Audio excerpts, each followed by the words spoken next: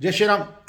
जैसे कि मैंने पिछली वीडियो में बात की थी कि ज्योतिष का आरंभ कहाँ से करें, ये अपना अपना चुनिंदा विषय हो सकता है। मैंने वैदिक ज्योतिष से आरंभ किया और लाल किताब में आकर उस अध्ययन को जारी रखे हुए हूँ। एक बात याद रखें, आप किसी भी ज्योतिष विद्या में पूर्ण रूप से पारंगत नहीं हो सकते हैं। प्रतिदिन आपको सीखना है।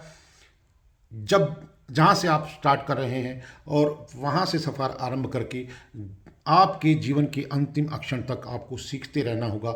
ज्योतिष का सबसे बड़ा गुण ये याद रखें। तो मैं आज थोड़ी सी बात करूँगा लाल किताब पे।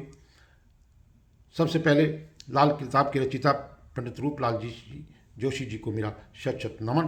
पंडित श्री रूपलाल जोशी जी, जिनका जन्म 18 जनवरी 1898 को जालंधर के फगवाड़ा गांव में हुआ। 1939 में पहली पुस्तक लिखी गई जिसका नाम था लाल किताब के फरमान। यह पुस्तक हस्तरेखा पर आधारित थी। 1940 में दूसरी किताब लिखी गई जिसका नाम था लाल किताब के अरमान। 1941 में जो किताब लिखी गई थी उसका नाम था गुटका, जिसमें वर्षफल की गणना थी, वर्षफल की बातें दी गई थी। और चौथी किताब जो थी 1942 में लिखी गई थी, उसका नाम था तरमीम शुदा, जो 1939 से 1940 को मिलाकर बनाई गई थी। इसमें हस्तरेखा, कुंडली, एक दूसरे का क्रॉस चेक करने का तरीका बताया गया। जैसे कुंडली में अगर कोई योग है तो वो योग हस्तरेखा में होना भी जरूरी है, तो हस्तरेखा में भी होना चाहिए, तभी उसका शुभ फल मिलता है। ज्योतिष शास्त्र में लाल और काले पेन का ही उपयोग बताया गया है। हरे आदि किसी पेन का जो है उपयोग नहीं बताया गया है। ये शाही की बात कर रहा हूँ। वैसे तो लाल किताब के अंदर रेड बॉडी गोल्डन कैप के पेन को ज़्यादा विशेषता प्रदान की गई है। 1952 में पंडित श्री रूपलाल जोशी जी ने 1200 पेजों का एक ग्रंथ लिखा जिसमें पिछली सारी किताबों को लेकर एक ही कर दिया गया। यही असली लाल किताब है जिसमें सावधानी तथा उपाय सभी प्रकार की चीज़ें आपको बता दी गई हैं। इसलिए आप वैसे तो कोई व्यक्ति अगर शुरू करना चाहे तो 1940 से लेकर शुरू कर सकता है, लेकिन 1952 की लाल किताब को भी आप अच्छे से पढ़ सकते हैं। और इस किताब की एक बात याद रखें, ये कोई अध्याय नहीं है, इस किताब में कोई पाठ नंबर नहीं है। इस किताब में फरमान है और फरमान का अर्थ होता है हुक्म। हुक्म जो है ऊपर से मिलता है।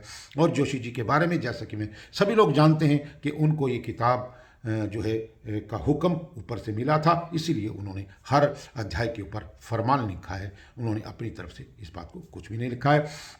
इस पुस्तक को पढ़ने का सबसे बड़ा तरीका, इस पुस्तक को कम से कम 15 बार आप लगातार पढ़ते चले जाइए। बिना सोचे बिना समझे, आपको समझना नहीं है इस पुस्तक को। जहां आप समझने का प्रयास करेंगे वहां उलझ जाएंगे।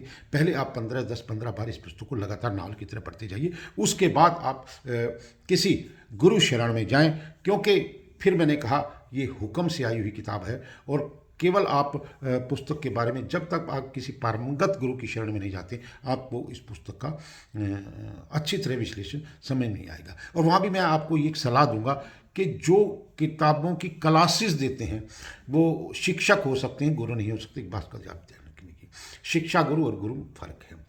गुरु आपको उसकी अंतरंग जो लूप होल हैं, उस पुस्तक की जो मेन तत्व है वो आपको समझाएगा, लेकिन क्लासेस में आपको ये नहीं समझाया जाएगा। उस क्लासेस में सिर्फ आप कुछ चीज़ें आप समझ सकते हैं, आपको सीखनी चाहिए, जानी चाहिए, लेकिन गुरु तत्व जो है आपको ऐसा ढूंढना चाहिए जो आपको गुरु रूप में उसकी जो क्लूज पोल हैं वो आपको समझा सके। क्योंकि जिन्होंने क्लासेस लेनी है उनका अर्थ तो एक शिक्षा को बढ़ाना है और अपने पैसों को कमाना है।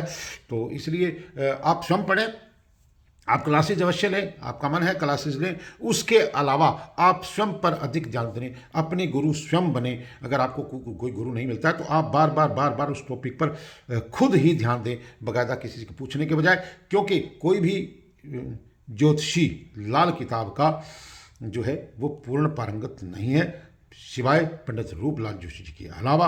हाँ, आप अलग अलग जो बुजुर्ग लोग हैं आप उनसे सलाह ले सकते हैं उस विषय पर। और बिना बात के आप किसी भी बात के वहम खड़ा ना करें और अपनी तरफ से कोई भी उपाय बनाने का प्रयास ना करें, क्योंकि यह ज्योतिष विद्या में, लाल किताब विद्या में उसका अपमान भी है। पंडित रूपलाल जोशी जी की भावनाओं के साथ खिलवाड़ भी है।